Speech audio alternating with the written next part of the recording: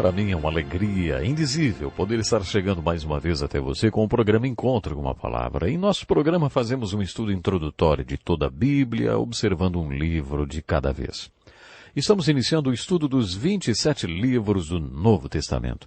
Já vimos os 4 evangelhos e começamos a estudar o livro de Atos. Quero chamar a sua atenção para o livro de Atos, o livro histórico sobre a primeira geração da igreja. Vimos que o título, Atos dos Apóstolos, não foi dado por seu autor. Mencionamos inclusive outros títulos que talvez fossem mais apropriados do que este, criado por um grupo de tradutores. O título Atos do Espírito Santo talvez fosse uma escolha melhor, você não acha? Ou então, Atos do Cristo Ressurreto, já que os atos do povo e dos apóstolos foram todos feitos pelo Espírito Santo e pelo poder do Cristo ressuscitado agindo através deles. Há ainda outro título possível para o livro de Atos, Padrões do Pentecostes. Eu gosto desse título porque este livro tem tudo a ver com o Pentecostes. No último programa vimos a relação do Pentecostes com o propósito da igreja. Esse propósito era a grande comissão, tema que encerrou os 4 evangelhos e que iniciou o livro de Atos. Esse assunto começou a ser tratado no 2º capítulo, com o Pentecostes, e continuou por todo o livro de Atos. Guarde bem isso.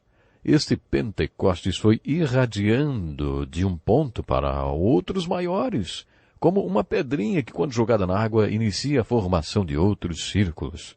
Os outros Pentecostes no livro de Atos estão sempre relacionados à disseminação do Evangelho ou com a implementação da grande comissão. Qual é a grande comissão? Vão e façam discípulos. Comecem por Jerusalém e depois vão para a Judéia e Samaria e para todas as nações até que vocês tenham feito discípulos em todo o mundo. O dia do Pentecostes ficou marcado como o dia em que eles começaram a fazer discípulos em Jerusalém. Depois eles foram para Samaria e houve outro Pentecostes. Quando eles penetraram no mundo gentil, no capítulo 10 de Atos, houve outro. Quando Pedro foi para a casa de Cornélio, o oficial romano, houve outro Pentecostes. No capítulo 19, quando eles foram para Éfeso, na Ásia, e começaram a alcançar partes mais distantes do mundo, houve mais um Pentecostes. Sempre que o Evangelho é pregado, é necessária uma intervenção divina. Quando o Evangelho chegou na Europa, capítulo 16 de Atos, observamos que houve uma intervenção divina. Paulo também foi marcado pelo chamado para a Macedônia, ou visão macedônica.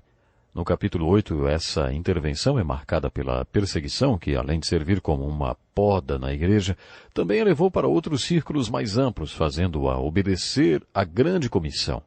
O capítulo 8 de Atos registra o Pentecostes em Samaria. Os capítulos 10, 16 e 19 registram outros Pentecostes. Esses são chamados padrões do Pentecostes, ou o Pentecostes perpétuo.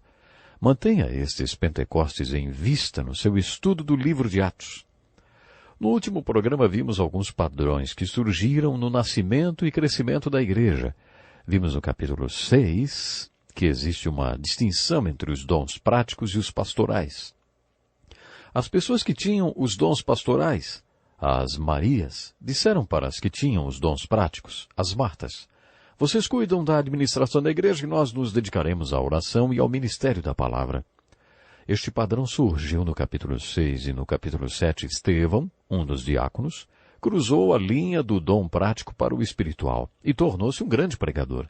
Observamos a mesma coisa no capítulo 8.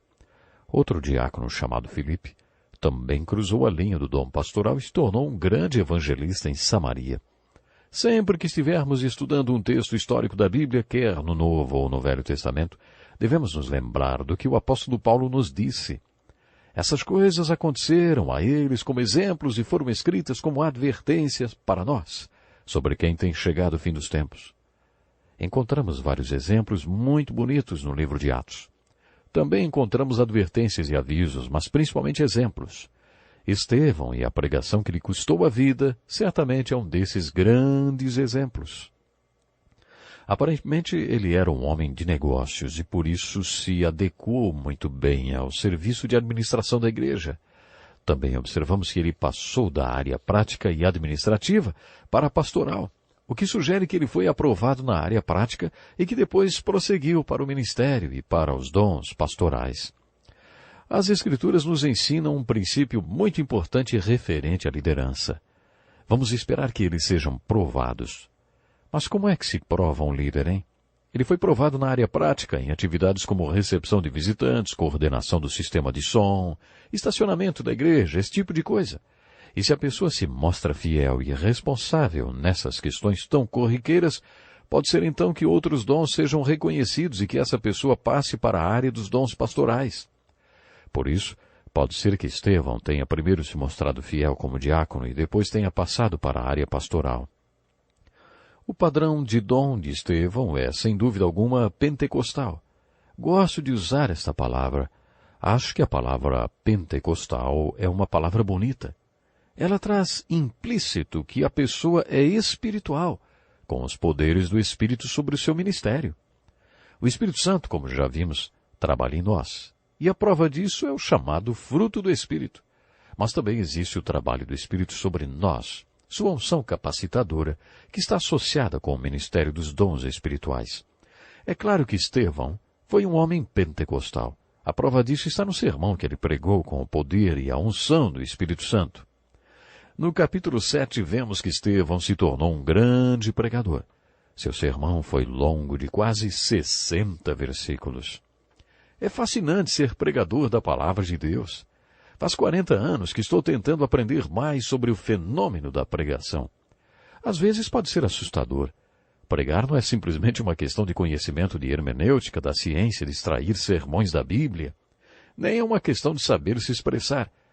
Para pregar é necessário ter o dom espiritual. E se a pregação não for feita com a unção do Espírito Santo, não é uma pregação verdadeira, como no Novo Testamento, como o Novo Testamento descreve. Uma pregação pentecostal é o único tipo de pregação apresentada no Novo Testamento. A pregação de Estevão é fascinante.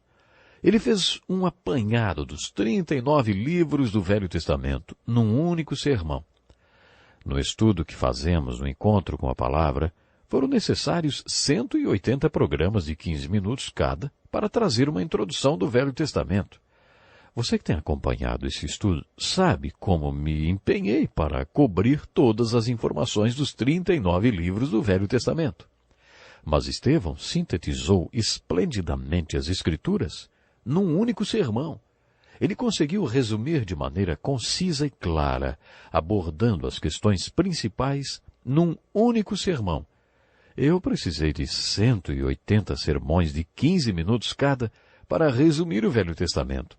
E Estevão precisou apenas de um sermão de mais ou menos 20 minutos para fazer a mesma coisa.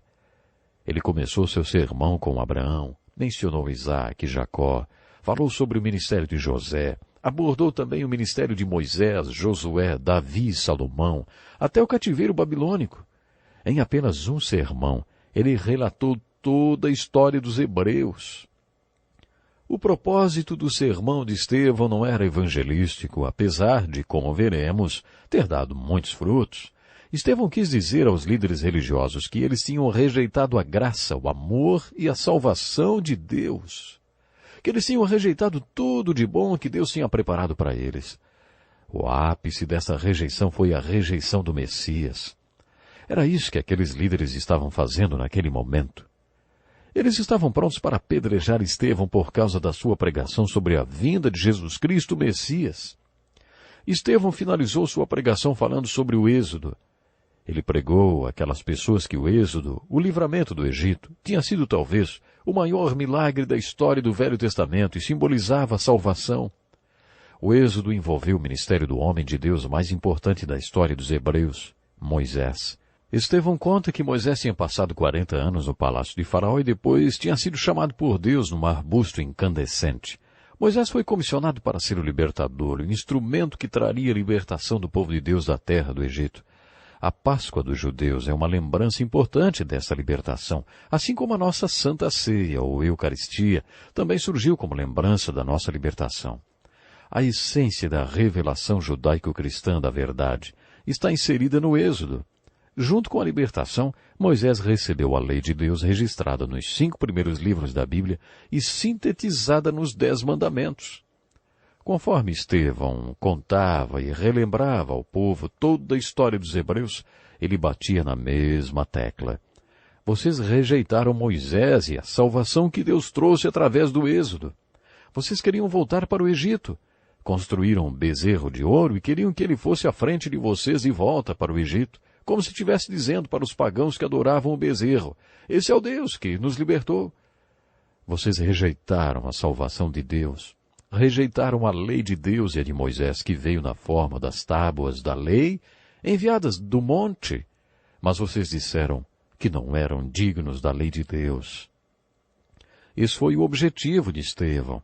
Ele concluiu dizendo: povo rebelde, obstinado de coração e de ouvidos, vocês são iguais aos seus antepassados, sempre resistem ao Espírito Santo. Qual dos profetas os seus antepassados não perseguiram? Eles mataram aqueles que prediziam a vinda do justo, de quem agora vocês se tornaram traidores e assassinos. Vocês que receberam a lei por intermédio de anjos, mas não a obedeceram. É fácil imaginar qual foi a reação ao sermão de Estevão. A Bíblia relata que foi assim. Ouvindo isso, ficaram furiosos e rangeram os dentes contra ele. Mas Estevão, cheio do Espírito Santo, levantou os olhos para o céu e viu a glória de Deus e disse: vejo os céus abertos e o Filho do Homem em pé à direita de Deus. Mas eles taparam os ouvidos e, dando fortes gritos, lançaram-se todos juntos contra ele, arrastaram-no para fora da cidade e começaram a apedrejá-lo. As testemunhas deixaram seus mantos aos pés de um jovem chamado Saulo. Estevão conheceu a Deus e a Jesus. Ele os viu. Eu trocaria de lugar com Estevão se fosse para ter a visão de Deus e de Cristo que ele teve. Eu trocaria porque, afinal de contas, é para isso que vale viver. Você só começa a viver depois que conhece Deus e Jesus Cristo. Isso sim é vida. Conhecer Deus e Jesus Cristo como Estevão conheceu. Por isso não lamente por ele. Estevão morreu conforme Deus o conduziu, orando pelo perdão daqueles que estavam tirando sua vida. Foi no apedrejamento de Estevão que tomamos contato pela primeira vez com o maior cristão e profeta de todos os tempos. Que lugar esquisito para se conhecer alguém, não? Mas Estevão passou tudo aquilo porque a graça de Deus estava com ele. Envolvido no seu martírio, havia outro homem que escreveria metade do Novo Testamento, o grande missionário da história da igreja, o maior professor e pregador que já existiu. Ele estava segurando a capa daqueles que apedrejaram Estevão até a morte. De acordo com a lei judaica, a testemunha de um crime era tão culpada quanto aquele que cometia. Se você aceita a pena de morte, pense nisso um minuto. Você acha que seria certo uma pessoa receber a pena de morte porque testemunhou um crime? Você ligaria a cadeira elétrica para que essa pessoa morresse? Ou puxaria a corda para que fosse enforcada? Você se disporia a enforcar ou eletrocutar alguém? O que você acha da pena de morte? A lei judaica era a favor da pena de morte e a testemunha tinha que mostrar sua aprovação em relação ao que estava acontecendo. Por isso, Saulo de Tarso, que era membro do Sinédrio e um cidadão romano, mostrou que estava de acordo com a execução de Estevão quando segurou as capas daqueles que, de fato, o estavam assassinando. Ele estava se fazendo tão culpado quanto aqueles que estavam apedrejando Estevão. É interessante notar que o sermão de Estevão produziu frutos. Aliás, toda a pregação do livro de Atos era ungida. Era uma pregação bíblica que coloca Cristo como centro de tudo. Você pode até se perguntar por que a pregação de Estevão foi tão frutífera assim. No capítulo 22 de Atos, o apóstolo Paulo fez menção ao fato de ter presenciado a morte de Estevão. É claro que a morte e o modo como ele morreu tiveram um grande impacto na vida de Saulo de Tarso. No capítulo 9, lemos sobre sua conversão, sobre a mudança do seu nome. Muitos estudiosos acreditam que presenciar a morte de Estevão causou um tremendo impacto em Saulo e teve um papel importante na sua conversão. Estevão morreu e não viu os frutos do seu sermão. Ele nem imaginava que seu sermão e a sua morte contribuiriam para a conversão de Saulo de Tarso. Ele morreu sem imaginar que tantas pessoas seriam levadas a Cristo e salvas através de Saulo de Tarso. Estevão não imaginou que tantas igrejas seriam formadas e que o ministério de Paulo, que levaria o Evangelho para todo o mundo, seria um dos frutos de sua vida e de seu ministério. Sem dúvida nenhuma, o ministério e a morte de Estevão tiveram forte influência na vida de Saulo. Uma vez ouvi a história de um homem que tinha a unção para pregar a palavra de Deus. Ele acreditava que recebia a palavra diretamente de Deus e, quando pregava, não bastava falar umas palavrinhas e pronto. Ele tinha que falar aquilo que Deus tinha colocado no seu coração. Um dia, ele teve que pregar numa igrejinha e tinha certeza que Deus tinha colocado no seu coração uma mensagem para os homens daquela igreja. Ele finalizaria o sermão e faria um convite e um apelo para a salvação. Isso aconteceu na Inglaterra. Tinha sido difícil para o pastor chegar à igreja porque tinha nevado muito. Quando ele chegou lá, não tinha quase ninguém, apenas mulheres, mas nenhum homem. O pastor tinha certeza que a mensagem que Deus tinha colocado no seu coração para pregar naquela noite é para que os homens assumissem um compromisso com Deus. A mensagem era que Deus precisava de homens para servi-lo. Mesmo não tendo nenhum homem sentado nos bancos da igreja, aquele pastor não teve a direção do Espírito Santo para mudar a mensagem. O Espírito Santo parecia simplesmente dizer: pregue. Pregue a mensagem que eu te dei. E assim, obedecendo à voz do Espírito, ele fez sua pregação como que se o templo estivesse cheio de homens. Ele fez inclusive um apelo no final. Pelo que eu saiba, ninguém se manifestou. Mas lá atrás, longe dos olhos de todos, estava um jovenzinho chamado David Livingstone, o organista escalado para tocar naquele culto. Quando ouviu a mensagem, ele se converteu e entregou seu coração a Jesus Cristo. Depois ele foi para a África e se tornou um dos maiores missionários que já pregaram naquele continente. Ele fundou missões para a África e por causa dele milhares e milhares de africanos estão no céu hoje, porque um pregador foi obediente à orientação do Espírito Santo e pregou o sermão feito para homens e fez um convite para um homem, numa reunião em que ele achava só havia mulheres. Apesar do pregador nem ter tomado conhecimento da presença daquele rapazinho franzino tocando órgão, escondido lá atrás, foi aquele rapazinho que entregou o coração para Cristo naquela manhã. O sermão tinha dado frutos e o pregador nem sabia. Aconteceu a mesma coisa com o sermão de Estevão. Até onde ele pôde perceber, os únicos frutos que seu sermão tinha gerado eram aquelas pedras caindo sobre ele. Ele tinha pregado em obediência a Deus. Ele morreu pensando que sua morte era a consequência do seu sermão. Ele estava disposto a entregar sua vida por causa daquele sermão sobre Jesus Cristo. Deus colocou no seu coração fazer aquela pregação, mesmo que isso lhe custasse a vida. Lendo todo o livro de Atos, percebemos como o sermão de Estevão foi frutífero. Aquele homem que apareceu brevemente no final do capítulo 7 e no início do capítulo 8 de Atos, liderou uma grande onda de perseguição contra os cristãos. Essa perseguição varreu toda a igreja de Jerusalém. Todos, exceto os apóstolos, foram dispersos pelas regiões da Judéia e de Samaria.